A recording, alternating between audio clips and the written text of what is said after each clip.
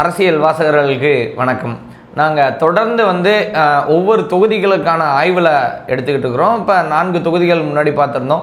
இப்போ 5ஆம் தொகுதியாக அறிவிக்கப்பட்டிருக்கிற நம்ம பூந்தமல்லி தொகுதி தான் இப்போ நம்ம சந்திக்க இருக்கிறோம். பூந்தமல்லி தொகுதியை பற்றி சொல்லணும் அப்படின்னா கூட்டணி கள நிலவரம் அந்த எல்லாத்தையும் திரு சத்யா அவர்கள் உங்களோட பகிர்ந்துக்குவார். பொதுவான விஷயம் என்ன அப்படின்னா, யாரெல்லாம் முதலமைச்சர் பதவிக்கு வர கட்சியாக இருக்கிறாங்களோ அந்த கேண்டிடேட் தான் அந்த இடத்துல வெற்றி பெற ஒரு சூழல் தான் நம்ம பார்க்குறோம். ஒவ்வொரு தடவையும் அதிமுக முதலமைச்சராக வர்றாங்க அப்படின்னா அதிமுக தான் வெற்றி பெற்றிருக்கிறாங்க.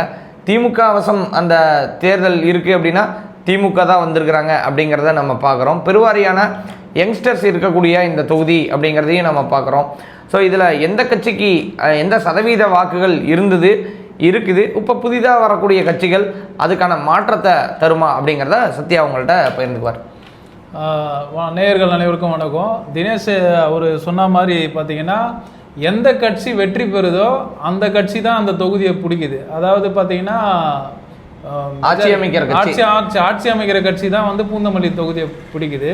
இந்த பூந்தமல்லி தொகுதியில் கடந்த முறை 2021 தேர்தலில் பார்த்தீங்கன்னா கிருஷ்ணசுவாமின்றவர் 1,49,598 வாக்குகள், கிட்டத்தட்ட பதிவான வாக்குகளில் 57.34% வாக்குகள் வாங்கி வித்தியாசப்படுறார். ரொம்ப மிகப்பெரிய வாக்கு வித்தியாசத்தில் வெற்றி பெறுறாரு.